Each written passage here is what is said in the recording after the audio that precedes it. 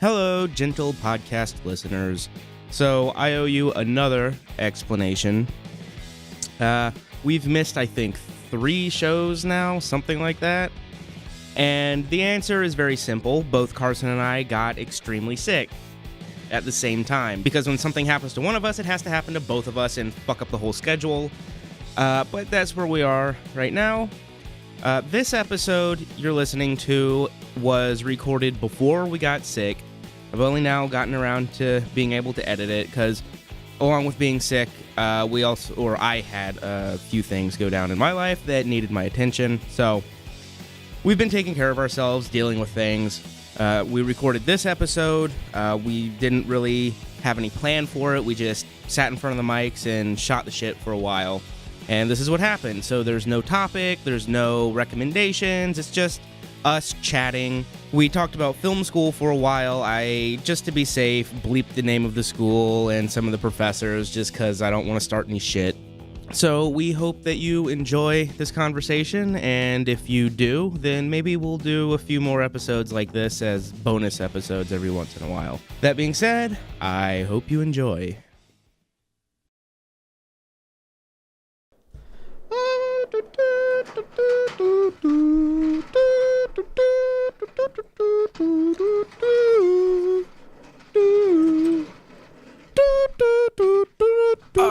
Okay. Slap my dick and call me mommy.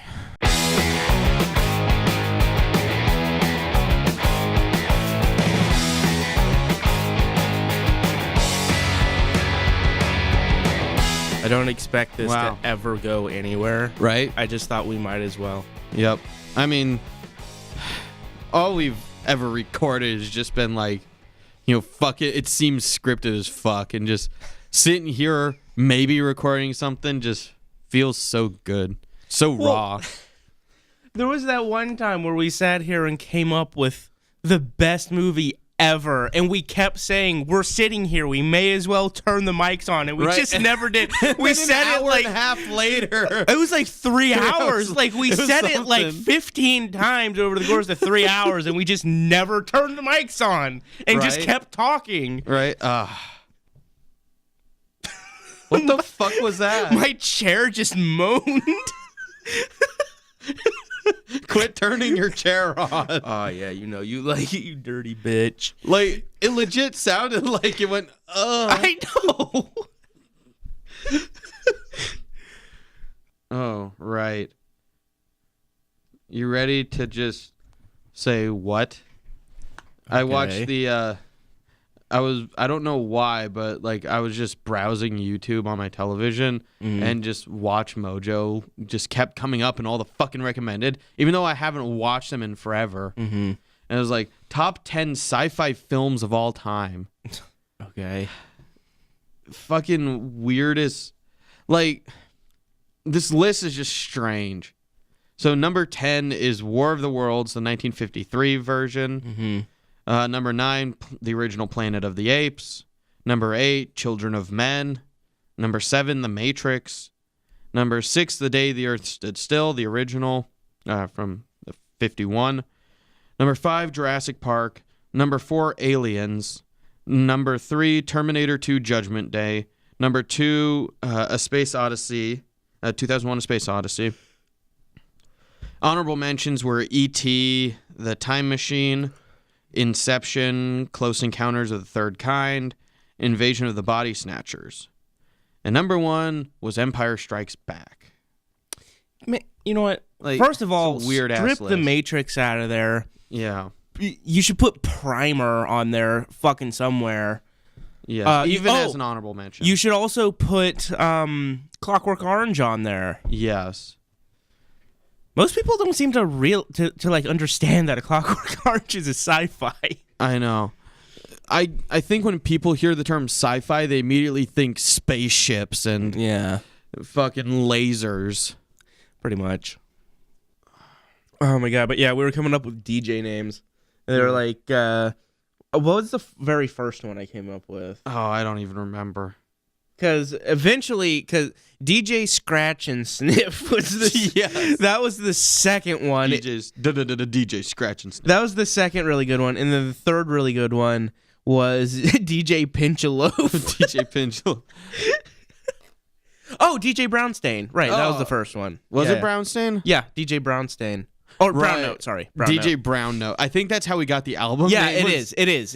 All right, So it was so DJ Brown Brown Note, Note, and then we- DJ Scratch and Sniff, and Sniff. DJ Pinch a Loaf. Yes.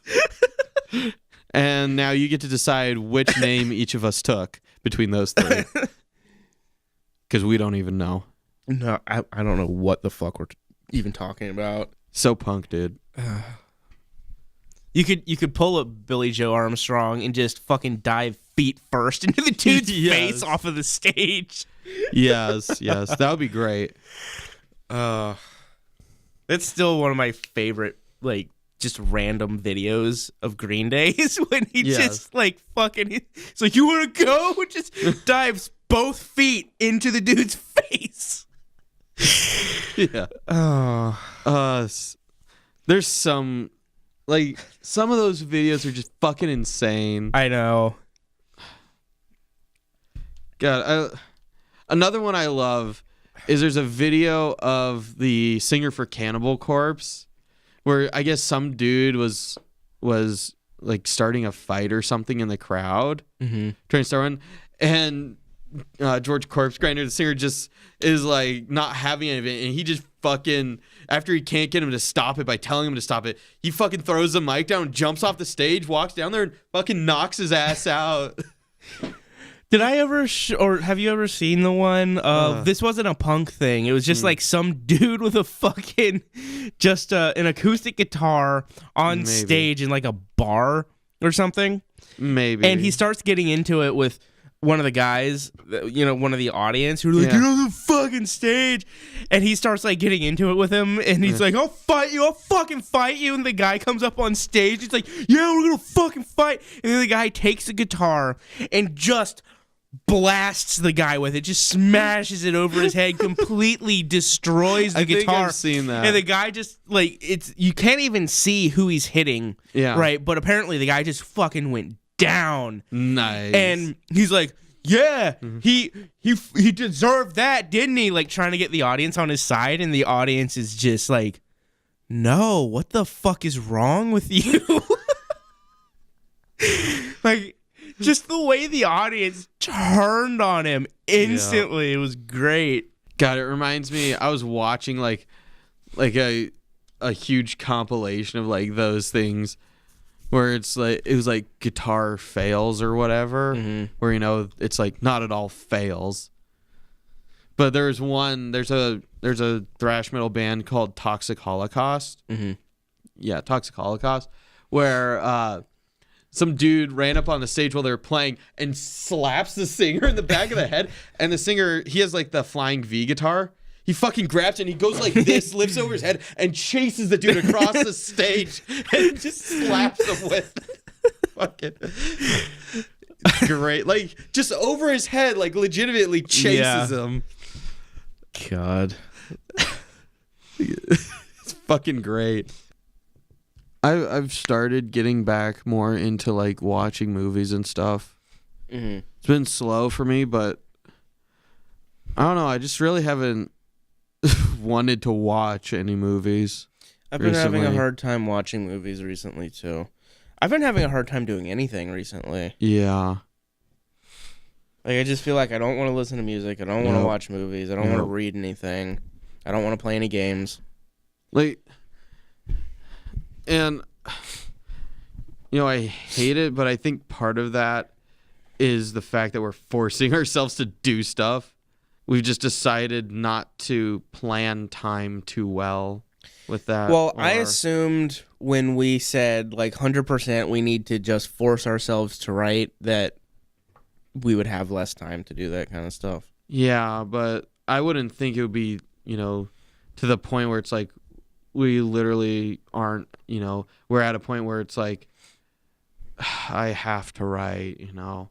Like getting to that point where it's like, you know, you can write for like an hour or two and come up with something every day, but you're just at the point where you're just like, I should just be writing instead. Yeah, well, for me, there's some of that, but then there's also, like, nothing is holding my interest lately. Yeah. I don't know what it is. Like a few days ago, I got like just there was nothing I wanted to watch. There was nothing I wanted to do. I couldn't write for shit. I wrote like one page and it was complete shit. Yeah. And so I was just like, you know what? Fuck it. I'm going to just go do manual labor. And so I did. Like I helped my dad do landscaping for 2 days, like moving dirt around. And actually, like it was cleansing in a way. Yeah. But now that I'm back and I'm just like, I need to write, I need to do this, I've just been having a really hard time focusing. Yep, I know that feel. Like, I think I really need some sort of a physical outlet. Mm-hmm. And by that, I mean bend over. Help. I need an adult. I am an adult. But yeah, like, I hate working out. Yeah. If I'm going to do something physical, it better get something done. Yeah. Working out, I don't understand it. Well, I mean, working out gets you like in shape. But... Yeah, but I would rather get in shape doing something productive. Yeah. Right? I mean, but you just can't think of anything productive with that, right? Well, there's nothing around here to do like that right now. Yeah. But yeah, like I've always hated well, I don't want to say that. I haven't always hated manual labor or like physical work. But I've always been more of a I don't know how to say this without sounding pretentious. I've always been more of a thinker. Yeah, right? You're right. That does sound pretentious. I know it does. But no, like I'm that kind of a person that would prefer to sit down and think and write and create rather than go out and fucking build a wall or it'll be the greatest wall. But you know what I mean. Dog's digging in the trash or something. Ow. Just lay down, you little shit. Stay out of stuff. That dog. I know that feel with my dog. But anyway, with yourself? She's just smiling. Little fat cunt. But yeah, like I don't know. I think I'm to the point where I miss being on set. Yeah. Like I always hated gripping. Yeah. You know, when I was in film school, for whatever reason, everybody just always assumed I wanted to be a grip. Like I don't understand it. I would constantly try to talk to people about like, oh yeah, cinematography, directing, writing. Yeah. But everybody just wants me to be a grip. Part of it is probably because I'm good at it, and also because it's because the school sucks. It really does. But no, like I'm good at gripping. Yeah. I understand how to use the gear more than fucking any of the other students at SCC, which is deeply sad because I took the same fucking class as all of them did. Yeah. Anyway, not the point.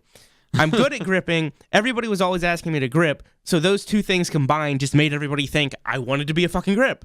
No, but recently I've started sort of missing it. Yeah. Like just being on set, you know, moving shit around. Yeah. Being angry with people. With one person in particular.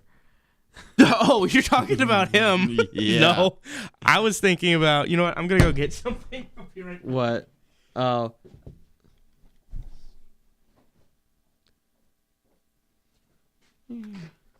Okay. I'm gonna do, since we're just dicking around, All right. one of the most self-obsessed things I think I've ever done. All right. Okay. This is from. All right.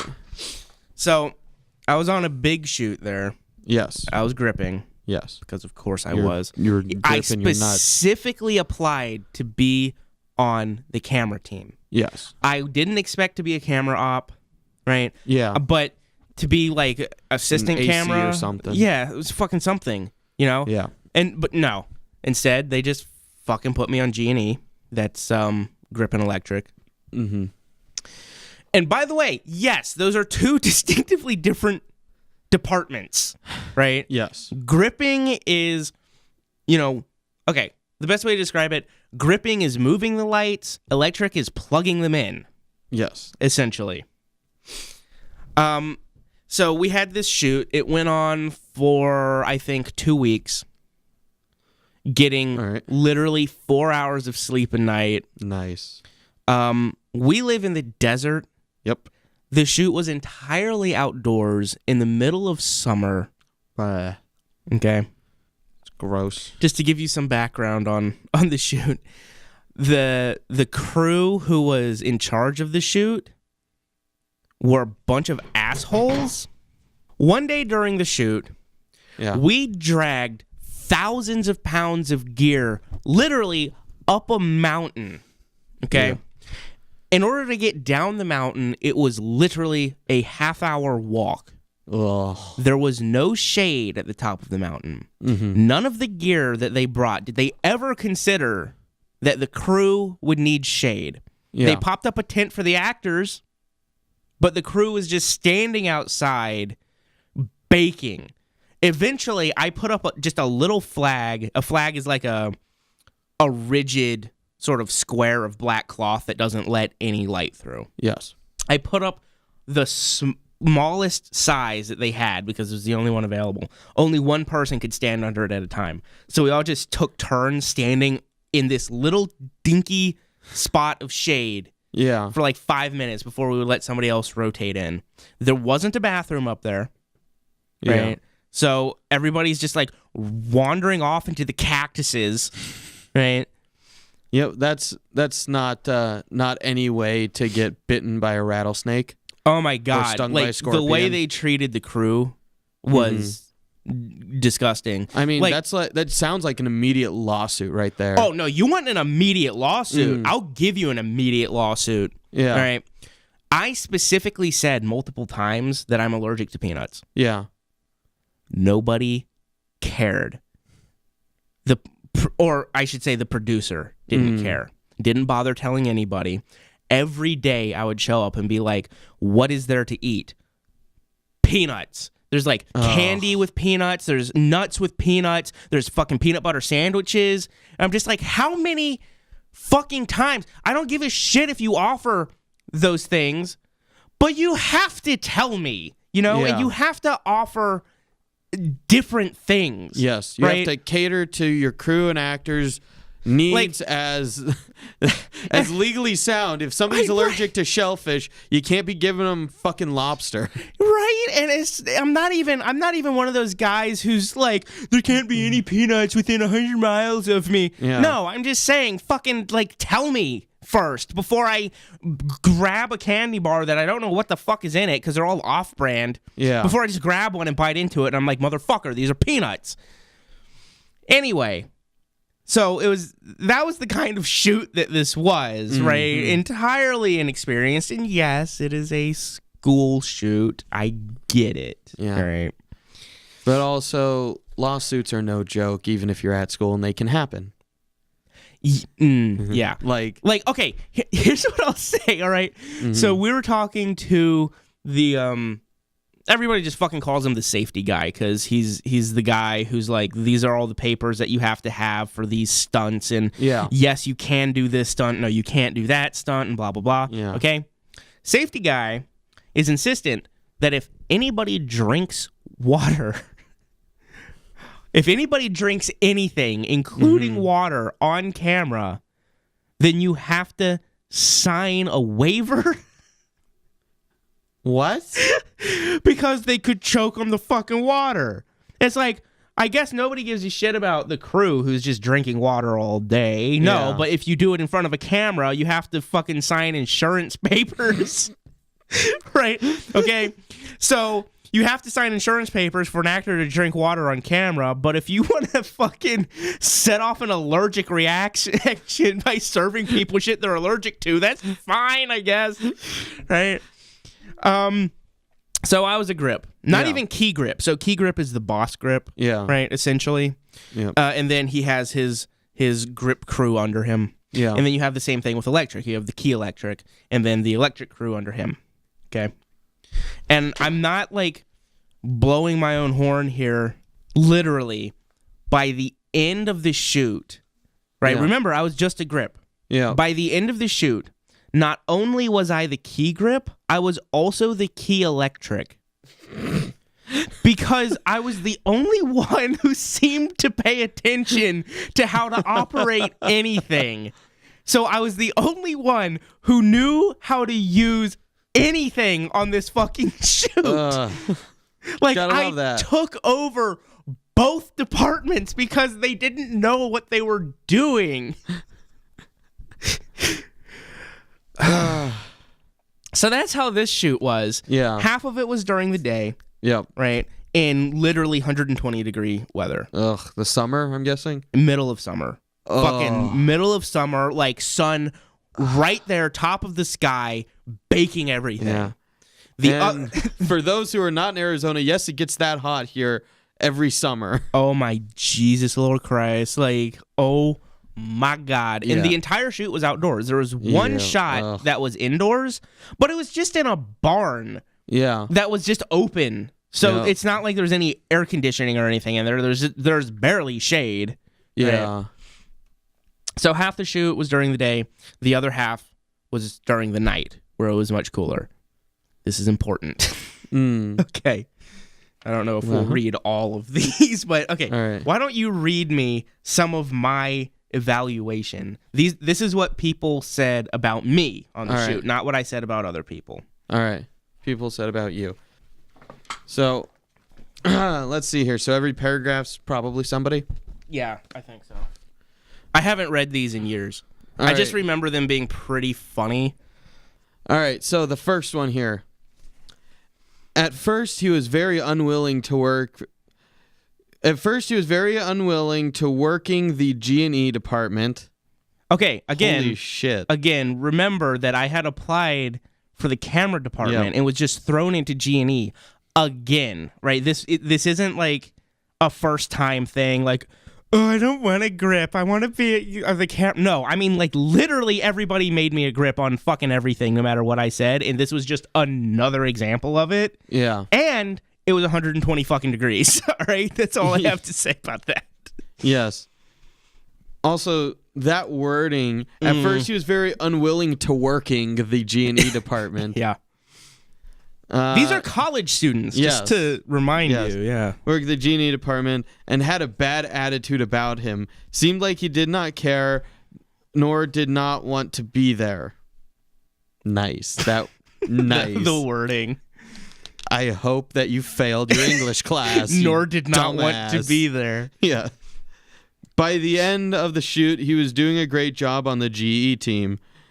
He was very quick with his setups and knew the right questions to ask and where to go. He was one of those guys you only have to teach once or twice, and he's got it down. He came a long ways from the beginning of the shoot. Still has some attitude sometimes, but was not a bad person to work with at all by the end, and was a huge help on the GE team. Yeah. All right. Is this getting you rock hard? Oh yeah, so hard. Yes. All right, the next person. I just want you to, like, with each of these, to notice the pattern. Yeah. All right. So just. All right, the next one. He did an excellent job on keeping point with what needed to be done. He was very precise with the 12x12 and how rope should be tied with the correct knots. Okay, so the 12x12. Yep. Normally, a 12x12 takes 2 or 3 people to set up. A 12x12 is literally a 12-foot by 12-foot frame with some kind of a fabric in it. Sometimes it could be a green screen. Sometimes it could be bounce. Sometimes it could be diffusion.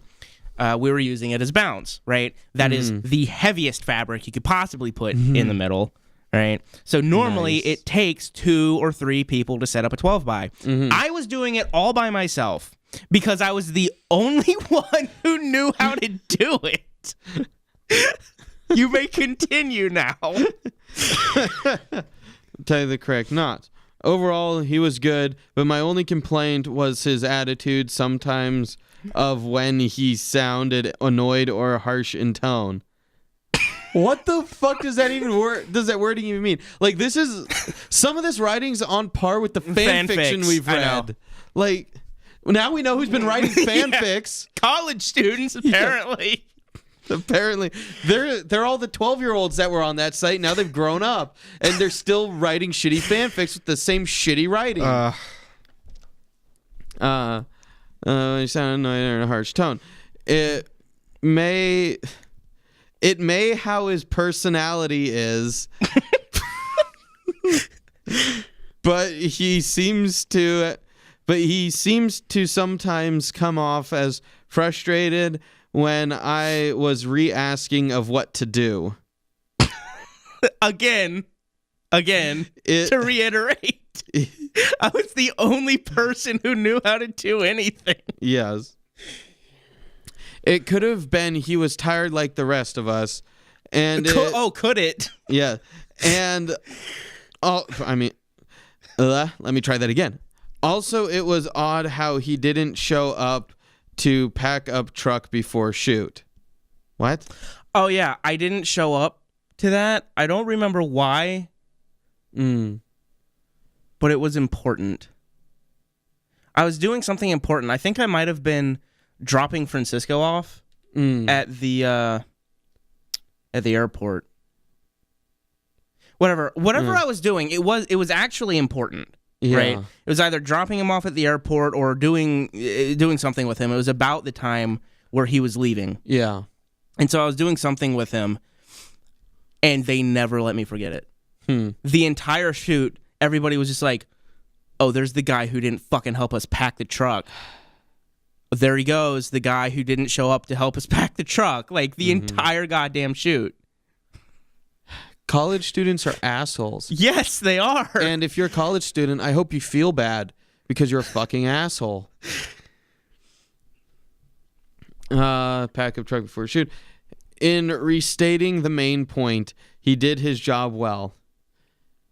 The writing just gets worse and worse. I think there are some even worse ones in there. All right, here's the fat one.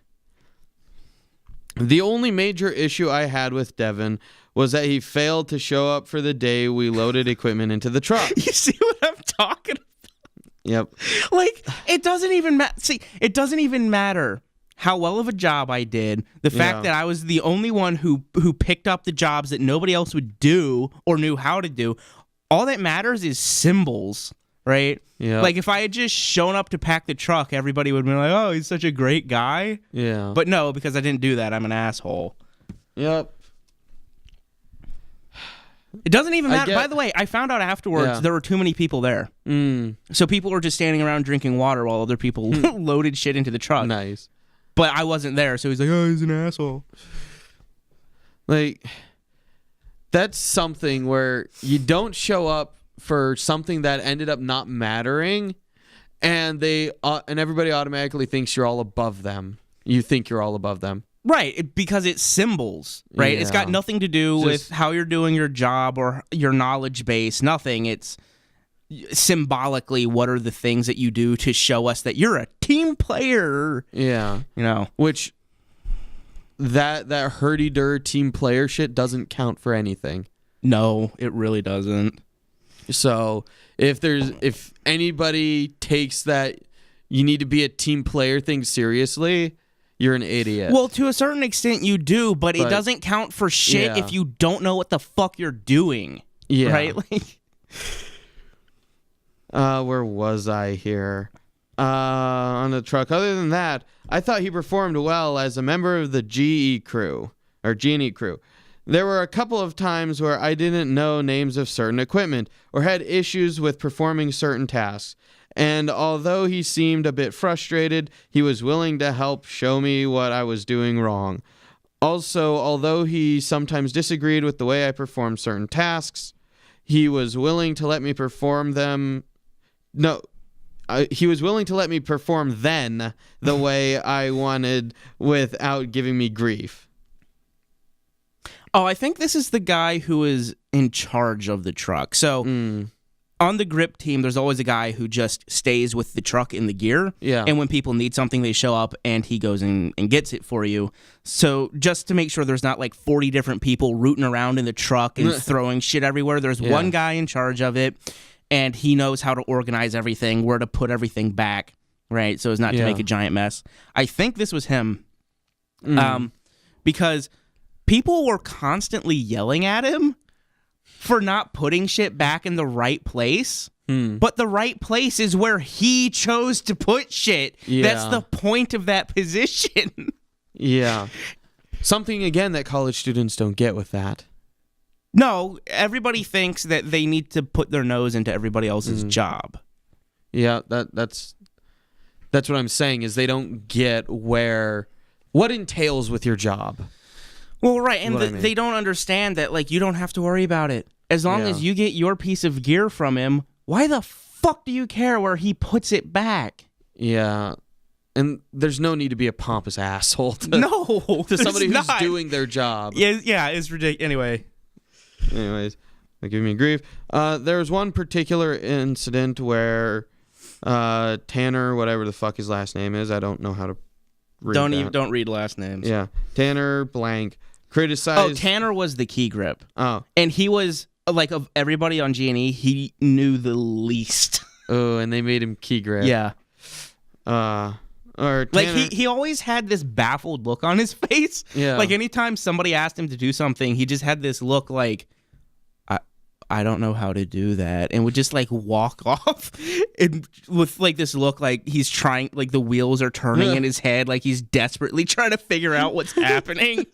He always had that look on his face. God. With Tanner, criticized the way I had packed the bounce boards with the solids, flags, and nets. Although Devin somewhat agreed with him, he was willing to defend me and acknowledge that it was ultimately my choice as best boy grip to decide how they should be packed and organized. Yeah, so he was the guy in the truck. Yeah, like I said, it was fucking retarded. People were just constantly like, you can't put that there. It's like, well, I wouldn't put it there either, but I'm not the one loading the truck. Yeah. Like, shut up. As long as you get your piece of equipment that you're asking for, shut the fuck up. Yeah.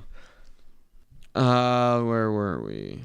Ultimately, I felt that Devin didn't seem to have a problem performing any tasks asked of him. Oh, I never have a problem performing. Shut up. And although he seems to get frustrated easily at times, I would still like to work with him on any future projects. So, yeah, because it's that never happened. Yeah. Future projects don't happen at like when I went to film school when I first enrolled in it, I was like, oh, this is gonna be great. I'm gonna get like my group of friends and we're just gonna fucking go out and we're just gonna make stuff, you know? Because you always hear those stories about fucking Steven Spielberg or Martin Scorsese where they would just, you know, get a bunch of friends together and just Peter go Jackson and just go fucking make something. No. Yep. That 100% no. Well, it's a toxic environment. Like, if you even came up with an idea and you're like, hey, guys, I got this idea. You want to just, like, go do it? Everybody would look at you like, the fuck is your problem? Yeah. Like, I encountered that. The teachers have that attitude as well. Oh, my God. The teachers have the worst fucking attitude. Okay, so before I went to the art school I went to and at I had a screenwriting professor. This was a second level screenwriting professor before it became the first level. Right. And I think we've talked about this before. You didn't have the same teacher that I did. No, I did not. But the teacher I did have was an asshole to literally everybody. If you came up with an idea that was sort of somewhat complex, he would criticize it into the ground until you changed your mind. Yeah, and so I'd come up with this idea for a space opera film, and you know that's really fucking complex. But I know I could handle it because I've been fucking writing space opera since I was young. And when I left SCC, I guess without a degree there, because I just fucking had it with literally everybody there. Yeah, so did I. Went to an actual art school. I took it to all of the teachers I've had there who've worked in the industry, mind you, and they all said it was a great idea. And I the teachers that baffle me. They fucking baffle me. There's one really good one there who's actually one of the two heads of the film department. He's awesome. Yeah. And people don't give him enough credit. He's an editing teacher, but he knows writing better than the writing teachers do. Yeah. And people don't give him any credit for that. But no, like one of the professors there I had in my block class literally stole money from us. Nice. Because he was like, okay, this is kind of a fucked up story all around. So block class is basically, without getting into it, you shoot a short film on actual film. You shoot it on 16 millimeter film. Yep. And to get us prepared and used to the camera, we were going to do an in-class short film on 16 millimeter. So he's got the camera out, or actually, sorry, let me back up. So first he asks us to everybody bring in $10 for lunch for that day, right, for the shoot day. One, that is against school rules to ask students to bring in money. And two, anybody who couldn't or didn't, he just fucking guilted into the floor. Like, he would just make you feel like a fucking asshole if you didn't give him money, right? Yeah. And then three, the day actually comes, and what he got for nearly $200 was, like, soggy sandwiches. Like, literally looks like he went to a grocery store and bought one of those fucking, like, party things. Yeah. Not even, like, Subway or anything. No, just, like, shitty grocery store, like, tiny sandwich pieces that were soggy and chips and water for nearly $200. Then we shoot the thing. Yeah. Right? I almost threw out my back because I was on the dolly trying to perfect, like, actually a fairly complex dolly move. Yeah. And we did tons of practice takes. Yeah. And then we did, like, 4 real takes. I was on the dolly for literally 3 hours, okay? Sitting on it and leaning slightly back. So trying to support my weight for 3 hours. Almost destroyed my back getting that shot, but I was like, you know what? It's a good shot. I can't wait to see it. We never saw it. I am convinced to this day that there wasn't film in the camera. That's Yep.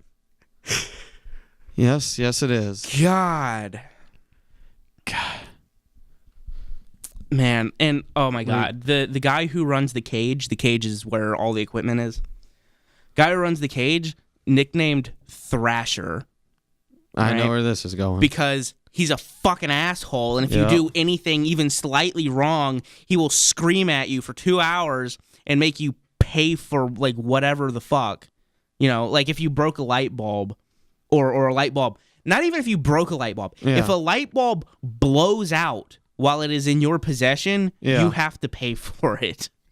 Right? You have to wrap extension cords properly, or he'll, like, stand there and make you do it again in front of him while he yells at you. Yeah. And one time I was doing it was actually my block project. We were getting set up for my set, right? So we were in the studio. We had the whole grid of lights above us, and we were moving the lights around. And he comes in. Nobody asked him to be there, right? He comes in, and he starts moving lights around for us. And I'm like, okay, cool, another set of hands. Like, that's more than fine with me. And then I hear him say to another professor, I'm going to leave before I give them too many good ideas. This project's not worth it. I'm just like, what the fuck, asshole? Nobody asked you to be here. Like, leave then. That is the attitude all of the professors at have. Yeah. It's insanity.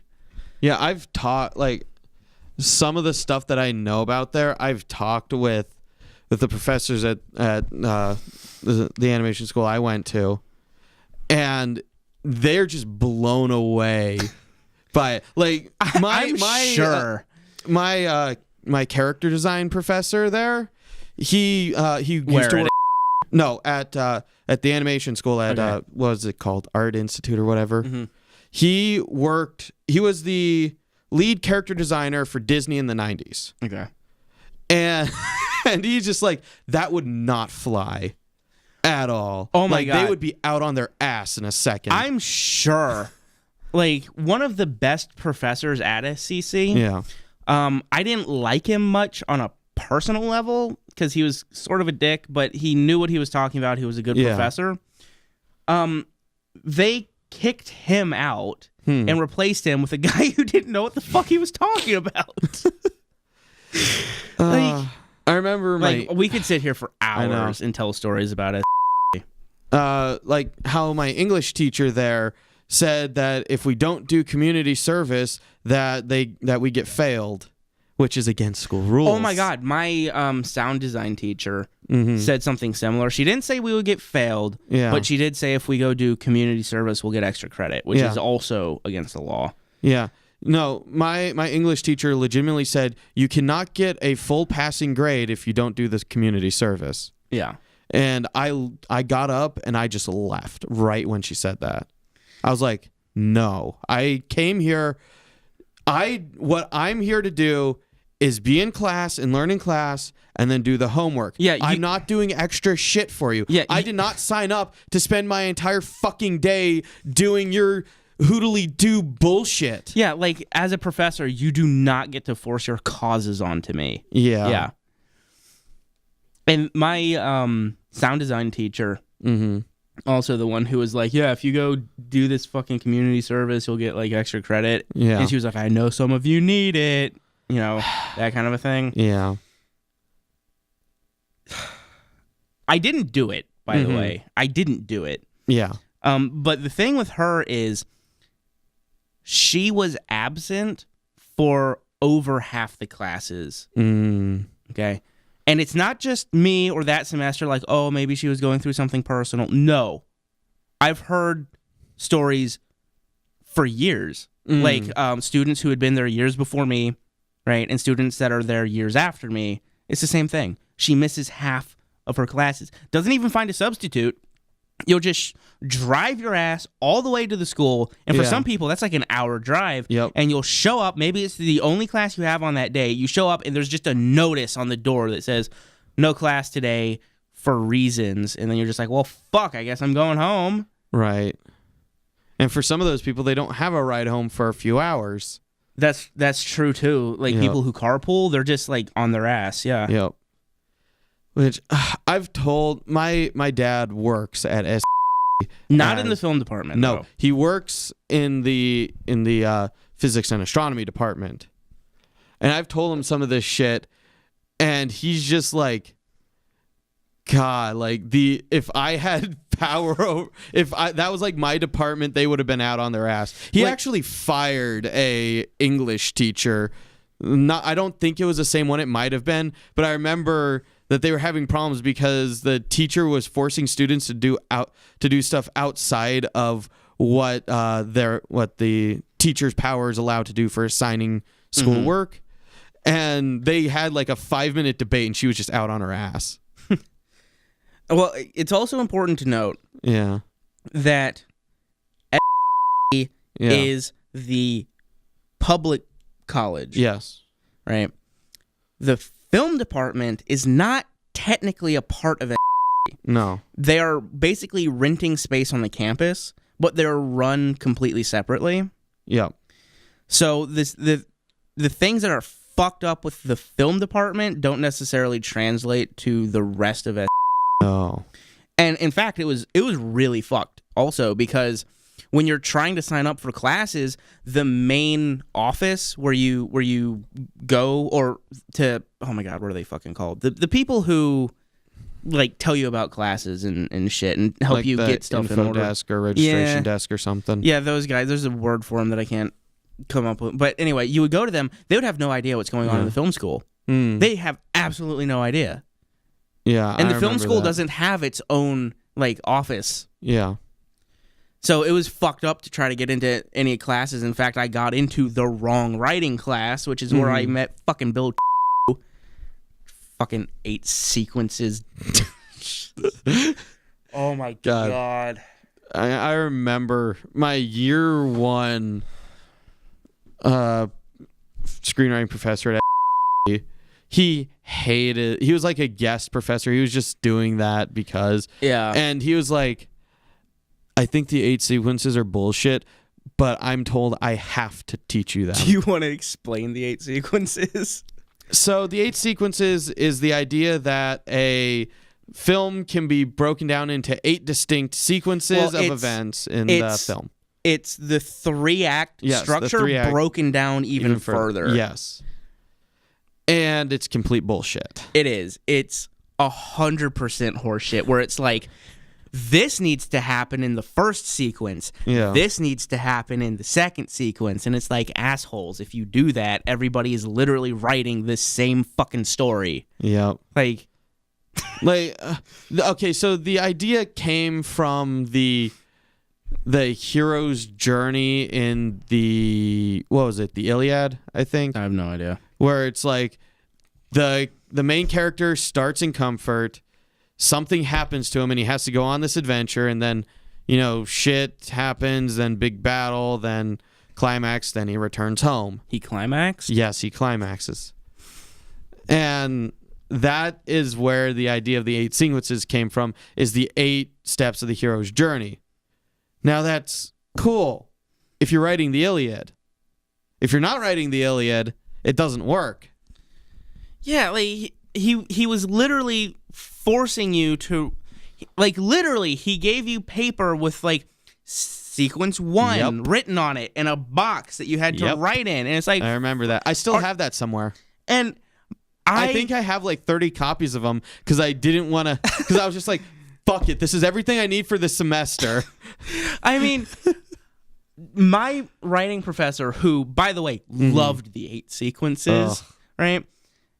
I fucking hated this guy, and I was, like, both of us were at each other's throats the entire semester, because I was constantly like, you can't force people to write like this. It's completely fucking stupid. Yeah. It's so restrained that literally every story will be the same story. And he kept coming at me like, you're thinking about it like it's a mold. You can't think about it like it's a mold. It's a guideline. It's like, what the fuck are you talking about? You literally gave us boxes with sequence 1, sequence 2, sequence 3. If that's not a mold, what the fuck is it? And he even called me into his office, and we talked for like an hour, because he's like, I don't remember what the exact conversation was, but it was basically him going, I don't know why, but I really feel like you don't like me very much. And I'm like, oh, really? You don't say. You're just realizing that. And he kept being like, you need to understand the basics before you can move outside of those basics and write more freely. And it's like, don't tell me that while simultaneously telling me the 8 sequences isn't restrictive. Mm-hmm. Like, it's one or the other, Yep. And like, my favorite thing was, so for the end of that semester, he was like, you have to write the first sequence, right? Sequence A for your script, right? You have to write it in full script form. You have to deliver that first sequence. And for extra credit, you can write the second sequence. Yep. And so I was like, okay. Oh, tell them about the page requirements for each sequence. Oh, right. So to further the fucking and this cookie cutter mold, but it'll also lead into your point. Yes, it does. So to further the how much of a mold this is, every sequence is supposed to be roughly 15 pages, right? Yep. So I wrote a 30-page first sequence. Okay. Yeah. Simultaneously, because it was a sci-fi and I wanted to write a really slow burn sci-fi, so the opening was really slow and methodical, sort of like the opening to 2001 or Alien, that sort of a thing. And it was 30 pages long. Sequence A. He read it, right? he read it in front of the whole class. He read everybody's stuff in front of the whole class. Yeah. And he read mine. And he gave me extra credit for writing the B sequence. So, to be clear, sequence A is like a list of very specific criteria, right? You have to do this, this, this, and this in sequence A. And then sequence B, you do this, this, this, and this, right? Yeah. They're not the same thing. They're completely different things that you're supposed to be doing in the different sequences, right? So, the second half of sequence A should not look like sequence B. If you know, like, if it's something that's a solidified thing, right, that you can look at and you know, oh, this is the A sequence, this is the B sequence, and you can pick it out of every movie, you shouldn't be looking at a script that is an A sequence and then thinking it's also the B sequence, right? That shouldn't even be possible to do, because you, as this writer who knows the 8 sequences, should know the criteria that go into each. Yeah. Right? So by writing a 30-page A sequence, I completely fucked up his shit. Yep. And proved that he had no idea what he was talking about. Yep. And I didn't even do that on purpose. It completely caught me off guard because I just wrote my A sequence, and because it was so long, I didn't feel like writing the B sequence. Yeah. So I handed it in. And because it was twice the length of what a sequence should be, he was like, oh, this is clearly the A and B sequence. Clearly, here at the exact split of 15 pages, this is where the B sequence begins. It's in the middle of a sentence, and but he gave me extra credit. I was just like, wow, this proves everything I've been saying. Yeah, I think I have it backed up on my phone, but my phone just literally shut off and died.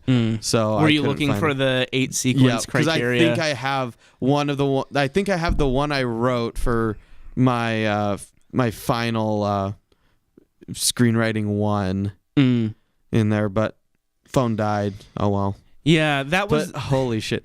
For year 2, we were expected to write the first 3 sequences in my class, and I wrote 3 sequences of nothing happening and got full points. I loved fucking with the professors. Right. And the writing professors were the most fun, because that was my second writing professor. I got into that class by accident. Yeah. I had already taken Introduction to Screenwriting, and I was supposed to take whatever the second class was called, but they rejiggered all the classes, and so by getting into the one that I thought was the second one, it was just Introduction to Screenwriting again with a different name. Yep. Right? And I could have moved out of it into another class. Yeah. It would have, there would have been some downside to doing that. I don't remember what it was, but then the professor was also just like, but no, I really think that you should stay, and we can, if you've already done it before, you'll breeze through it and it'll be like an easy grade and whatever. And I was like, all right, fine, fuck it, I'll stay. And then that's when the fucking semester-long feud started. But so my first screenwriting professor, right, I liked her. Yeah. She was interesting. She was an interesting person. I wouldn't say really knew what she was talking about, but the class was freer, right? Yeah. And she was just there to sort of look at what you've written and give you advice and things like that. Yeah. So it wasn't like a big deal that she had to be like this fucking intellectual or whatever, like my second screenwriting professor claimed to be, right? She was just there to help people and to guide them through the basic structure of screenwriting and the basic structure of storytelling and things like that. Didn't Bill True write a book about the 8 sequences or whatever? It would not surprise me. Because now that I think about it, I think I have that. I remember that. He made us buy his book. Yep. I fucking remember that. I have that sitting on my bookshelf, and it's just there. I remember that. Yeah. I completely forgot he made us buy his own book. Now we know why he's teaching that class. Oh, my God. Because nobody's buying his book. Yeah. But, okay, so my first screenwriting teacher, though, right? Yeah. She was also pretty no, you have to do this. This is the order of things. It was freer, but she still had her fucking her things. Yeah. Right. And she was like, first you write out, all of your ideas on cards, and you just spread them out around you. And it's like, yes, this is I had teachers that did that too. It's like, yeah, this is the only way to write, is to just write your ideas on cards and spread them out around you look at them. My editing teacher wanted us to do that with editing. Write out the different takes you have on cards and organize them into. It's like, no. And I was like, what? That doesn't work. It's like, fuck off. I'll do it how I want to do it. Stop. Oh, and also, he wanted us to use. He was insistent on us using Avid. And that was just SCC. I got in trouble for using Premiere. Yeah. No, that was just I have to use Avid. Yeah, I actually got away with it because he caught me just writing the end titles in Premiere. Mm-hmm. And so I'm like, when he caught me, he was like, hey, you can't be using Premiere, you have to use Avid. And I'm like, I'm just doing the end credits. And he's like, oh, okay. And I just went, render. Yeah. And he had no idea. So anyway, this teacher... It was gold. I also got in trouble because in one of our takes, one of our actors shoved a piece of celery down the other person's throat.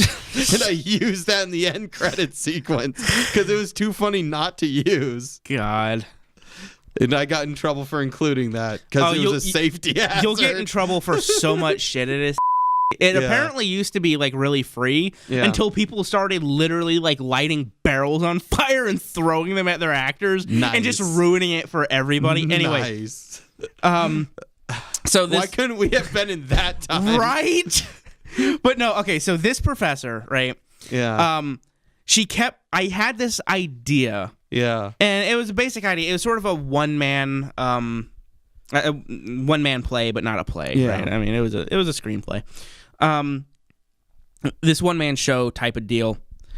And she kept telling me things that were in it that I couldn't do, right? She's like, no, you can't tell a story that way. You can't do this. You can't do that. And so I literally structured the entire screenplay around everything she told me that I couldn't do.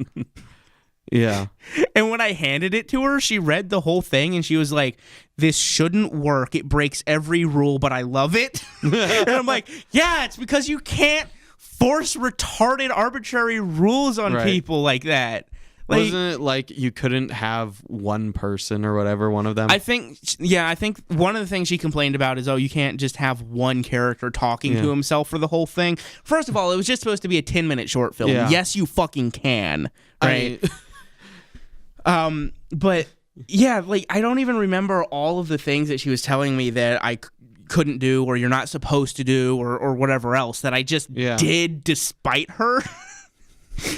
And I still have that script. Yeah. We talk about it occasionally because of issues with another person. Yeah. Well, we won't get into that. Yeah. We're busy shitting on it right now. Like, I do find that funny that because for whatever reason, my brain had come back to that where we were talking about that script where it's only one person talking to themselves for the entire thing, and that thought had come to my mind, and I just literally wrote an entire film in my brain centered around one person. Like, you can totally do that. It was not just like a short film; it was like a full 90-minute thing. In one location. Yeah. Oh, that's another thing. Yeah. It took place entirely in one location. I love one location stuff. Yeah. I think is really cool to tell an entire story in just one location. So you got movies like Phone Booth and things like that. But yeah, that was sort of my life at was fucking with the professors, because all of them either were assholes or didn't know what they were talking about. Yeah. That writing professor, she had directed a movie. She wrote, directed, and produced it. Yeah, same with my writing. It was called professor. I think is the name of it. I went to Blockbuster when Blockbuster was still around. Right. Who remembers Blockbuster? I went to Blockbuster and they actually had it. Like, I didn't even really have to look for it. I just went over. I was like, romance, what? Holy fuck, there it is. And I grabbed it, and I watched it, and it was so bad. Like, it's the kind of, it's so bad, it's funny sort of like, I'm surprised it's not a cult classic because Yeah. everything, like, every moment of the movie, you're just like, what? Why did that happen? Why is this character doing this? What the fuck is going on? Who acts like this through the entire movie? I kept having to pause it. And, like, you ever get so frustrated at something that you just end up pacing back and forth, talking out loud to yourself? Yes. Where it's like, Yes. I kept doing that. Like, every 20 minutes, I would pause it and I'd just be like, what the fuck? Why is that happening? The movie was awful. God, my screenwriting one or introduction to screenwriting, whatever the fuck it's called now. He was mostly a producer. Mm-hmm. He wrote some movies, but he was mostly a producer. He produced a film. I don't know if he wrote it. I don't think so, but a film called with Edward Furlong in it, the kid from Terminator 2. And you know, I like, because this was something where I don't know if he was like ashamed of the movies that he produced or something, but he would never name the movies that he produced. He'd just be like, yeah, if you search my name on IMDb, you can find the movies that I made. And so I went and looked it up, and I found the Below Zero, whatever. It's like a horror movie about a writer with writer's block, and they just start, and they're trying to write the story, and they end up hallucinating that the story's actually happening to them or whatever. It was a really dumb idea, and I was just like, It sounds remarkably similar to 1408 also. Yes.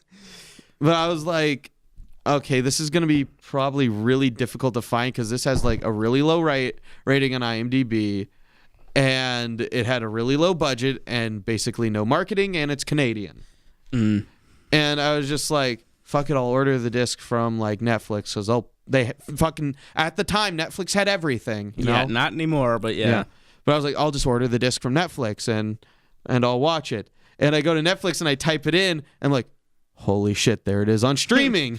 And I watched it, and I came into the class the next day. I'm like, and I went up to my teacher. I'm like, Bob, that's his name, is Bob. And Was it like, Weinstein? No. I went, Bob, I watched your movie. And he was like, oh, which one? I'm like, Below Zero. He's like, oh. I'm like, yeah. You're like, we both know, and then you just walk away. That's pretty much how it went. I was like, yeah, I watched it. It was like, I mean, the visuals weren't bad and all that, and it was kind of interesting. He's like, yeah. Like, he knew it was bad. My teacher, I don't think, had any idea how bad her movie was, because he obviously thought it was good at first, but when he finished the movie and looked back at it, he's like, that was bad. My professor kept bringing it up. Like, she kept talking about, like, yeah, when I was on set, we had these cameras, and she kept bringing it up like it was an actual... Like, I hate to be a dick and be like, she kept thinking it was an actual movie. But no, honestly, she clearly had no idea what she was doing. She didn't even shoot on cinema cameras. She shot the fucking thing on news cameras. Oh, why? Like, she paid for them. Why? Like, okay, the budget of the movie was like $300,000. Yeah. And she had, like, for $300,000, even at that time, you could literally have, you wouldn't even have to rent it. You could literally have bought black magic cameras. Yep. Like those, I forget what they were called, those square ones. Right. Those old school black magic cameras. You could literally have bought like 3 of them and still had plenty of budget left over. But no, she shoots the fucking thing on like news cameras. And you see behind the scenes footage where the guy's got like the news camera attached to a fucking steady cam vest. And it's like, why? Why would you actively choose to use that camera? What the fuck is wrong with you? That's fucking hilarious. And yes, by the way, that is hilarious if you don't know. Like, the visual difference is night and day. Go look at a news Yeah. broadcast and then go watch something shot on a Blackmagic camera and tell me there's not a difference. Right tool for the right job, people. Yeah. Got in contrast, after I brought up that I watched that film to him, he'd occasionally bring up something about shooting it that was just showed how much he like the progression from being optimistic about it to just being this is a nightmare. Yeah. And like the one thing he brought up that I thought was fucking hilarious was apparently Edward Furlong was a whiny bitch. Not to anybody's face, but on set he'd be like, "Oh yeah, it's no problem. I can stay after. I can stay after all the the actors have been sent home and all that. If you need me to do more stuff for that." Mm-hmm. And then he'd go to his agent and be like, "Oh God, they're making me work 16-hour days. It's so unbearable." Like, shut up. Like, okay. If you work over, I think it's if you work over 8 hours, then you get paid extra. Yeah. And then if you work over 12 hours, you get paid extra on top of that. Yeah. So if you work a 16-hour day, that's a pretty fucking good paycheck. I know. But the thing was, Edward Furlong was saying, "Yeah, don't worry about it. You don't have to pay me extra." I know, I'm just saying. And then would go complain about it. Oh, he even said you don't have to pay me extra? Yeah, he'd be like, "Yeah, don't worry about paying me the overtime." And then go complain to his agent about it. Like, just say, God. All right. I mean, long story short. Fucking hilarious. Long story short, if you go to film school, don't watch your professor's movies. Yeah. You will immediately lose all respect for them. It happened to me. Yeah. Okay, one of my professors. At least my professor hated the new Star Wars movies. Yeah, it would be The Force Awakens at that time or whatever, the 7th one, I think it was. I don't remember. This was a while ago, so. Well, okay, one of my professors, he was I forget what the class was called, but it was like budgeting for film or whatever. That professor was the producer for The Exorcist. And that was pretty cool because he had cool on-set stories. Yeah. I've got my problems with The Exorcist, but it's at least a movie. You know what I mean? It's not like some obscure fucking bullshit that you made with money you made from Burger King or whatever. Yeah. And I love part of what helped me decide to go to instead of going to UCLA because I could have gone, but I chose not to because I didn't want to go to California.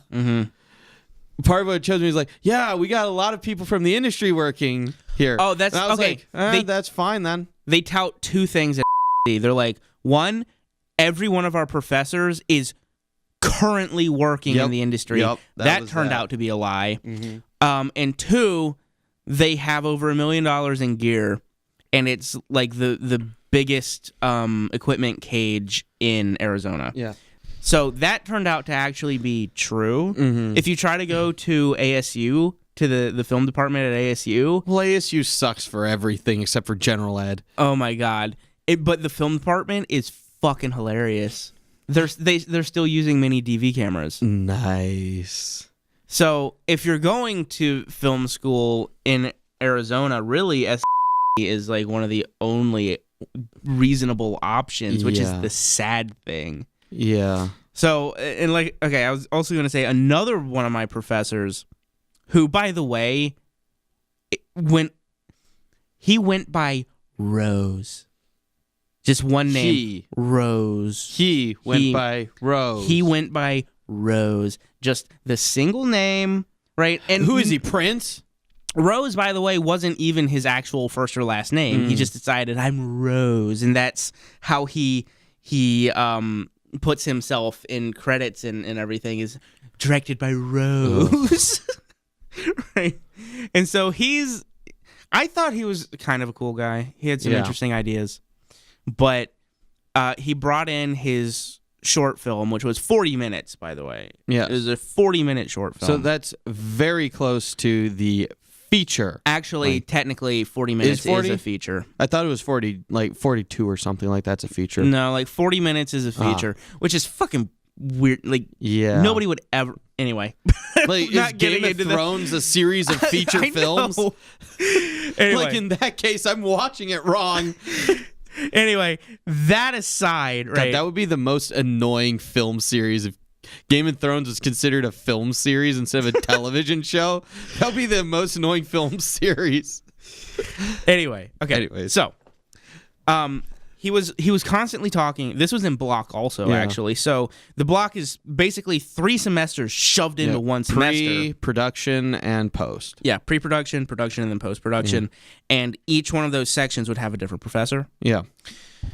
My post-production professor, by the way, was my audio professor. Ooh. Who skipped half the fucking classes. Nice. But Rose. I don't actually remember if he was pre-production or production. I think he was my production professor. Anyway, he kept talking about this short film, and he kept touting it like, we worked really hard, and was really thought it was a really good fucking thing. Right? Yeah. And he kept talking about how he shot it on the red. Yeah. Right? By the way, so the red sucks. In my opinion, the red sucks, right? But it's besides the point, because the red is an industry standard camera. And it can be used well as Fincher. David Fincher shoots on a red. Yeah. Once he switched from film to digital, he shot red. So go watch Girl with Dragon Tattoo. Yeah. It is a beautiful movie, and it was shot on the red. Yeah. Okay. So just to give you an idea of what the red is capable of. Yep. All right. So he brings in his fucking short film one day, and doesn't even show it in the class. No, this is like a school fucking event, right? Ooh. We all have to go to another building where they're like, they've got like a big ass projector screen in there. And we're like, okay, cool. So we're going to like a fucking screening room or something.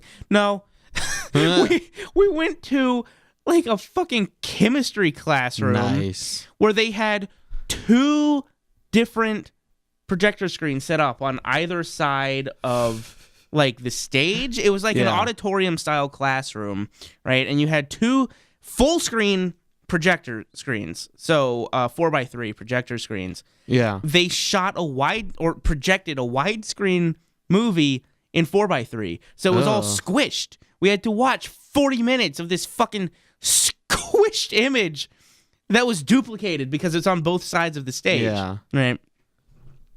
And even aside from that squishing, it was, I was at a loss for words. He shot it on a red, and it looked, he somehow managed to get a red. The fucking camera that shot David Fincher's Girl with the Dragon Tattoo, he managed to get that camera to look like home video. Nice. Like, it looked like it hadn't been color corrected. Yeah. It looked like it was shot at 30 FPS. Right. I mean, it was mind-blowing. I couldn't fathom how anybody would be proud of this thing. The story was mind-blowingly bad. It was a ripoff of oh fuck, what was that movie where is like a bunch of evil kids take over the small town? Children of the Corn? No. Village of the Damned. Oh, it was other ripoff. It was a Village of the Damned ripoff, right? Oh boy! Except it took place in Arizona in the desert, right?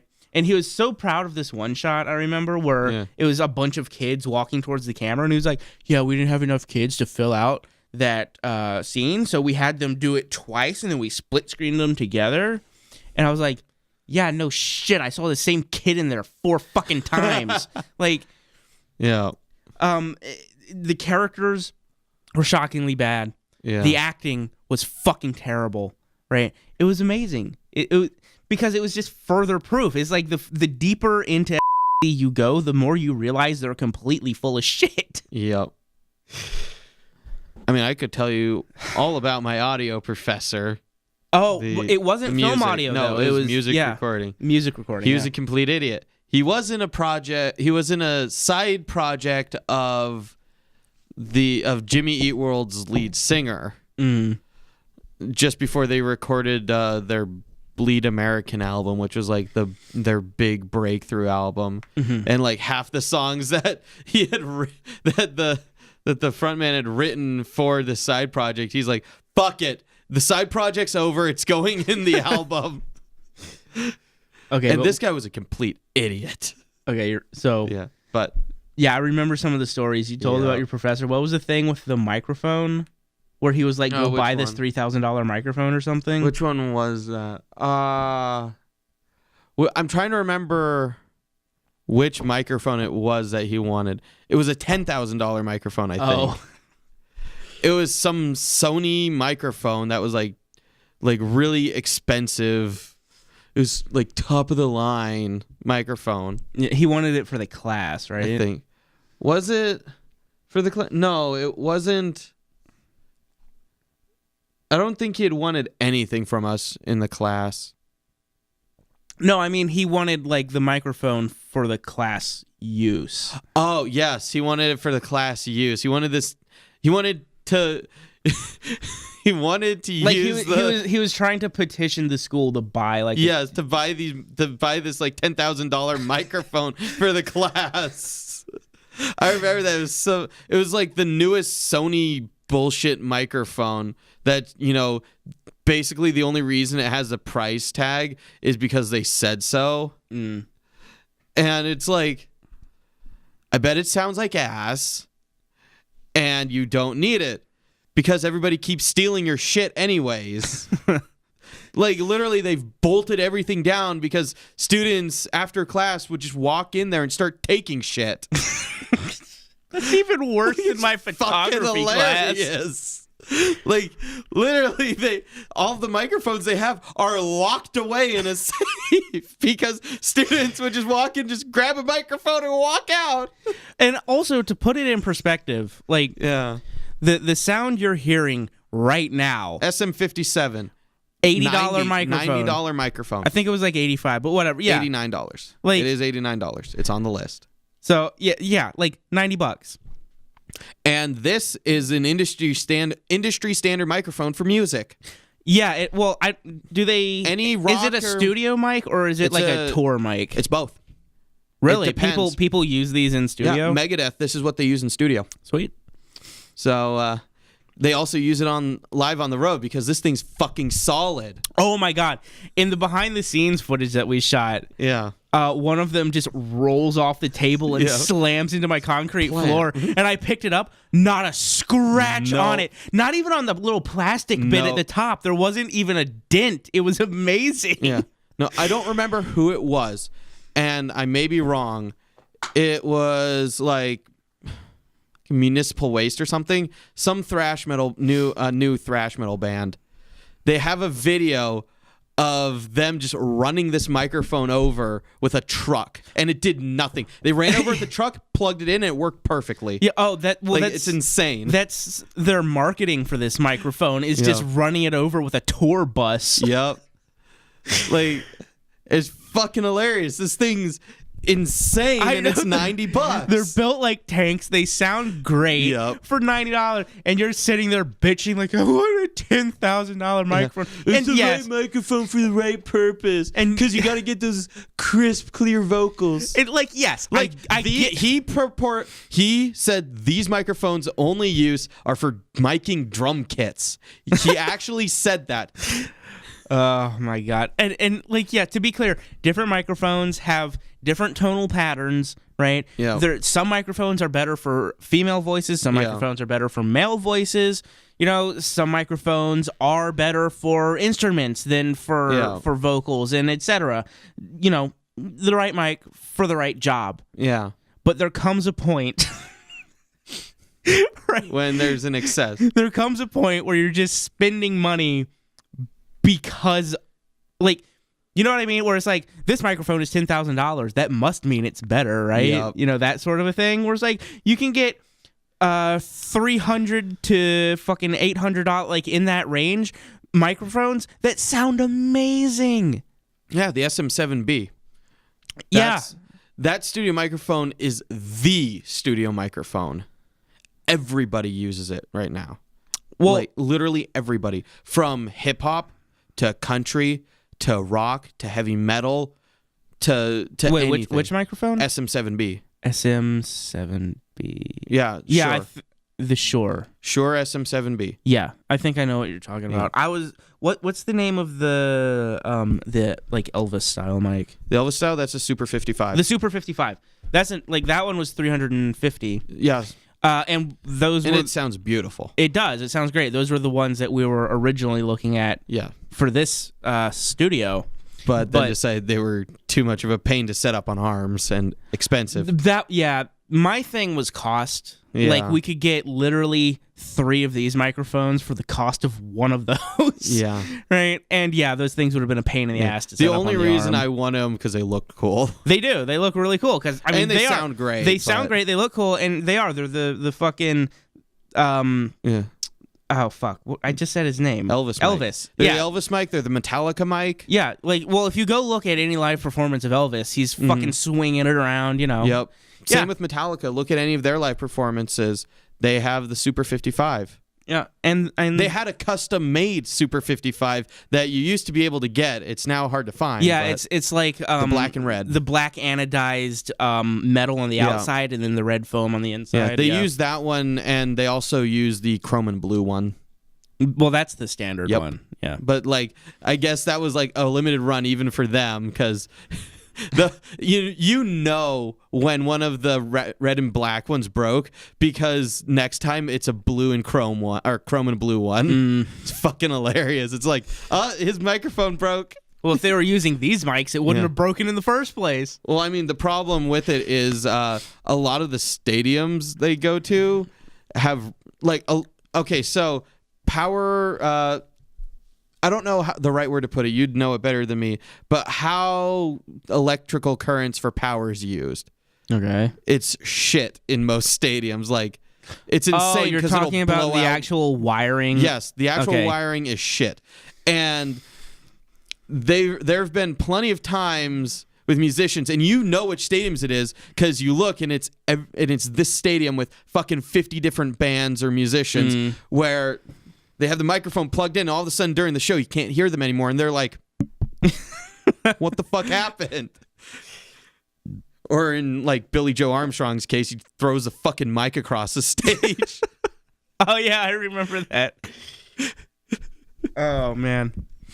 But it's like you can, and that is the main killer for those microphones for the Super 55s is shitty wiring in the venues they're playing in. Because it's not the correct voltage coming out of the that's what leads to like current. Occasionally on a live show the singer will fucking grab the mic and just get electrocuted. Yeah. God. Oh, it's fucking hilarious.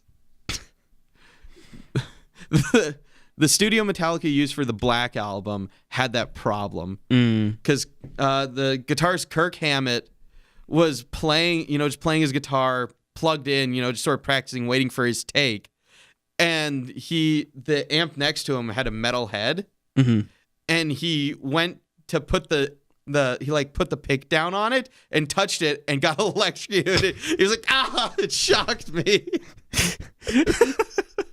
And everybody's just like, well, don't touch it then. Like, clearly, just don't touch it, not fix it. It shocked me. Just don't touch it. And it's like, yep, that's faulty wiring. Oh, man.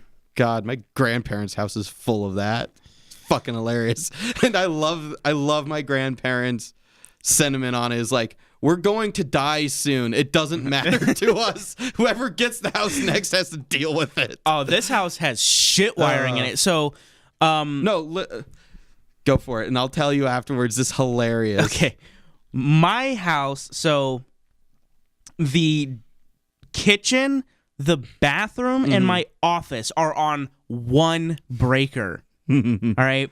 And there are tons of wire junctions. Yeah. So like junction boxes that are just buried in the walls and in the ceiling, which is illegal. By the way, if there is a junction box, it has to be accessible, right? You can't just bury it in the fucking insulation because you're going to start a goddamn fire. Yep. But the guy who owned this house before us didn't give a shit and just started doing his own wiring and fucking just putting junction boxes everywhere. Like, oh my God. You have no idea. Like, in the winter, it sucks. Yeah. Because I'll have my little electric heater on in my office, and I'll come out here to use the microwave. Yeah. The house really doesn't like it when both of those two things are on at the same time, and the whole thing goes out. I know that. I mean, I don't have the junction box problem, but at my house, my room, the room next to me, which is where my brother occasionally stays when he's not at college, up in fucking Flagstaff, and the living room. They're all on the same breaker. And if I have an AC unit in my room because my parents don't believe in air conditioning in Arizona. Or at least my dad doesn't. And because it's his money, he can choose not to put air conditioning in the house. Now, I have a computer that is meant for 3D rendering. Do you know how hot that gets when it's rendering?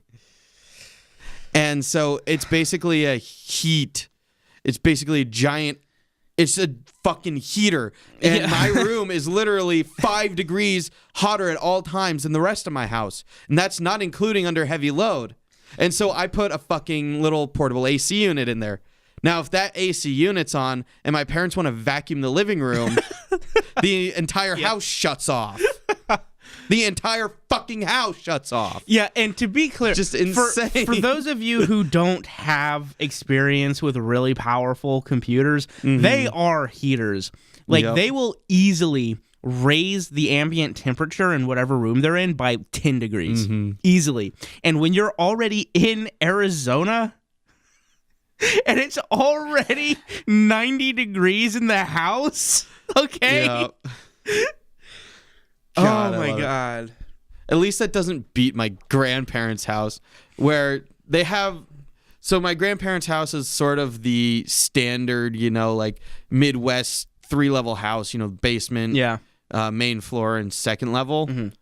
And on the second level, there's like a large bathroom, or not large bathroom, but like a medium-sized bathroom. It's large enough to accommodate a few people being in there and brushing their teeth, and it's got a toilet off away from everybody else, so somebody who needs to take a shit can go take a shit in peace. And it's got a shower and all that. On the wall, there's like the on the wall with across from the shower, there's the fucking electrical plugs. You can plug like a hairdryer into. Yeah. Above one of those plugs is literally the conduit sticking out of the fucking wall. And I'm like, I'm going to try not to touch that because if I do, I'm going to fucking die. This house wasn't much better when I moved in. This area of the house, so the whole house used to be a triplex that somebody bought, turned into basically a duplex with one of the apartments stayed the same and then merged the other two apartments into like a big house. Yeah. And the people who lived here before us, they lived in the main house area. Yeah. And their son's friend was living in this area, the apartment. Yeah. Right? And he did not take care of it for shit. It was disgusting. When we moved in here, we had to tear everything out. Right? I did the carpets all on my own. Yeah. Tearing out carpet, first of all, carpet is insanely heavy. Yes. And carpet that fucking disgusting. Like, you touch it and there's just a plume of dust that comes up out of it, right? And in the bedroom, there was what I affectionately refer to as the mystery stain, because God knows what the fuck that was. It was like cum mixed with blood mixed with shit. I don't know what the fuck it was, but it was disgusting. Anyway, there were like light fixtures just hanging by the wires on the ceiling. They had installed like a patio light in the bathroom. What?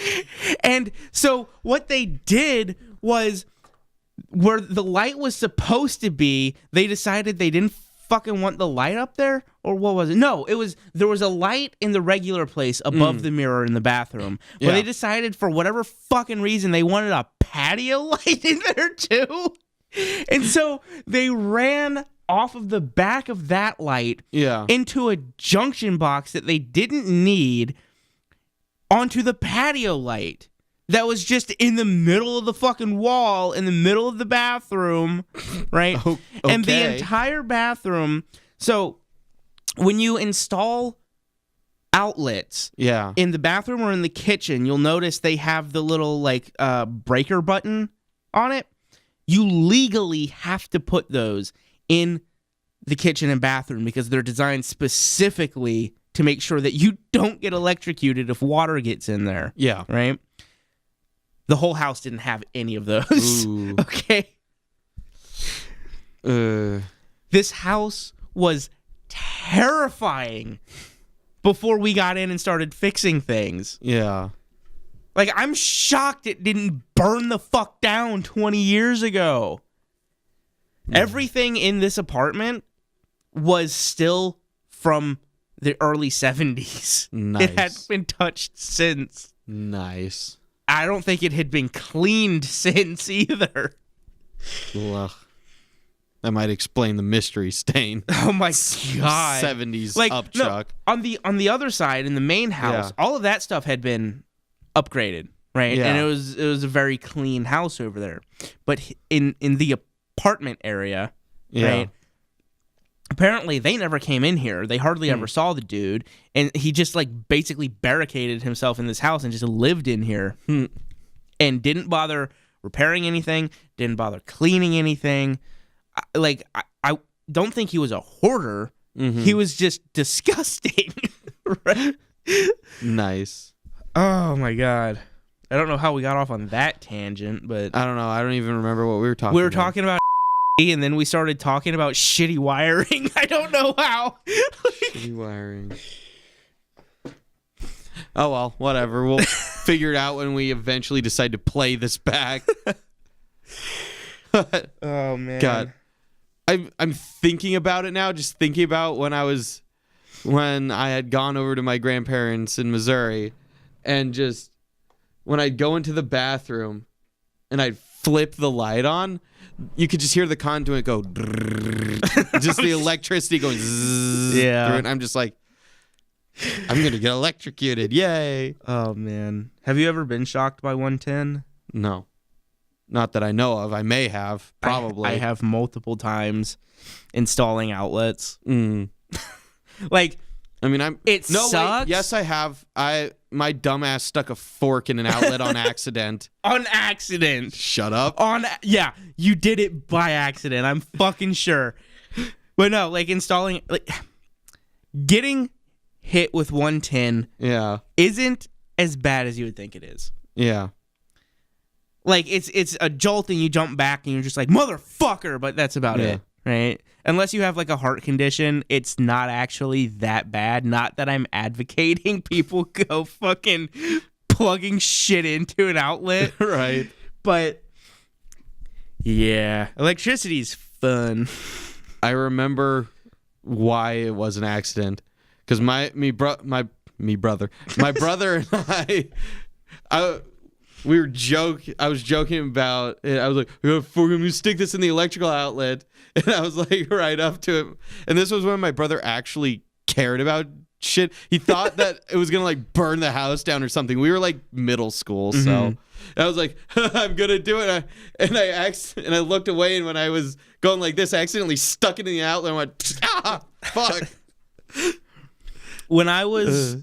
I don't know how old I was. Yep. I had to have been 4 or 5. Yeah. Right? No, I think I was older. I was like 6. Yeah. I think. We lived in Virginia, and I don't know why I decided that I needed to explore electricity. All right. Well, I loved electronics then. Yeah. My dad had amassed a collection of just old electronic junk. Yeah. I don't know where he got all of it, but just like fucking 50 VCRs from the 80s that didn't even work. You know what I mean? Yeah. And I would just like take them apart for fun. Yeah. Because it was interesting to me. And at some point I decided I can make a wire, like a cord for an electrical outlet. And all I did was I took some very, very, very low gauge wire, right? Yeah. It was like phone wire. Yeah. And I bent it in a U and then just tied another wire off of the U coming out. Yeah. And in my little 6-year-old brain, I was like, clearly this is how electricity works. And I plugged it in and just massive spark. Boosh! Like a spark that my parents both saw and heard from across the house. Nice. They come out. They're like, what was that? And I go, it was on TV. And they're looking at me. I have soot on my face. Yeah. There's soot all over the wall outlet. and I'm like, no, it was on the TV. I promise. I swear. Oh, God. I knew someone in middle school. I don't know what the fuck he stuck into the wall socket, but he stuck something into the wall socket back in middle school at our school, mind you. And for those who don't know, I went to a Catholic school. Keep in mind, I'm not Catholic. Is it So like this was it like a super Catholic school? Yes, it was like define super Catholic, I guess. Like, were there like nuns and shit running around, and you had to wear uniforms, and you had Bible class and shit? We did not have nuns. We had a bunch of priests running around. So a bunch of elementary and middle school kids with priests running around. Figure that out. But was it like super hardcore on the religion? I guess is what I'm asking. I mean, was it just creationist? No. I'm just asking, like, was it a Catholic school in the sense that like almost everything revolves around Catholicism? Yes. Okay, so it wasn't just like one of those Catholic schools where it's like Catholic school in name, but really meh. No, it was like, here's science class, and science is science because God said it is. Okay. Like, it was one of those that's like, here's the scientific reason for why everything is, but the only reason there's a scientific method is because this is what God did to create the scientific method. Okay. It's like, it was one of those. Because Francisco went to a Catholic school also, but it was like a bullshit Catholic school where they basically had like a Bible class and then the rest of it was basically regular school. No, this was like super Catholic, and I hated it. I got in so much trouble because I don't believe in it. And that got me in so much trouble. And I was a little asshole. So okay. But anyways, one of my friends I had there, we were was this middle school? This was like 6th grade. Okay, like so middle school. Yeah. It was like 5th or 6th grade. Okay. But the cafeteria where we go, there's like the school, there's like there's a parking lot on the other side, there's a church, and then there's like the cafeteria and an outside eating area, and then there's like a drive through the middle of the school, which is for like, dropping off and picking up kids. And so from the school, you'd walk across the little drive to the cafeteria and church. And the cafeteria and church were attached. Okay. It was like church area, cafeteria area. And when church was happening, that cafeteria area was converted into more church. Okay. And so in that area, my friend had the idea to take whatever the fuck it was and stick it in the wall outlet during the middle of lunch. He was like, I'm done with life. A bunch of kids running around. And surprisingly enough, he pretty much at last moment pussied out of it, but he like jabbed it in there, but let go as he jabbed it in so he didn't get shocked. And just the entire room went, all the lights just flickered on, and he just bam. And I was like, I backed up at that point. I was like, this is not going to end well. I'm going to fucking die. And so I backed up, boom, from the wall outlet. Oh my God, he got in so much trouble. The lights legitimately went on and off. Oh, electricity. Great. I didn't see that kid for an entire semester. He got in so much trouble. Oh, man. Miscreants. Well, I think I'm about talked out. Are you? Yep. It's been 2 hours. Has it? Over 2 hours, actually. Nice. Yeah, I think I got another 4 in me. Oh, fuck off. No, I don't. It's midnight. I know. Almost. I'm tired. Yeah. And my phone's dead. What happened to that battery you bought? Like I keep forgetting to charge you're it. constantly bitching, like, oh, my phone's always dead. Like, you literally bought a battery. I was with you. I know. And you were like, oh, this is so nice. And I've never seen you use it since. Shut up. I've used it plenty of times. I've just the past few days, I've forgotten to charge it because I've been busy with other shit. Just plug it in and forget about it. How fucking hard is that? Just leave it overnight. It doesn't matter. Matters to me. I don't know. I've just forgotten about it. Like, literally, I've just forgotten about it. That's all. Yeah. So I don't know what the point of any of this was. No. We just talk to talk. Pretty much. I hope there's some funny shit in there. Yeah, I don't know. But I might edit this and put it up as like a bonus episode. I don't know. I'll have to cut out all that shit about our stories that we're currently working on. Yeah. And anything else that might be horrible. I'll have to bleep some names. Yeah. Oh my god, all right. That's all. I'm stopping. Yeah, I'm good.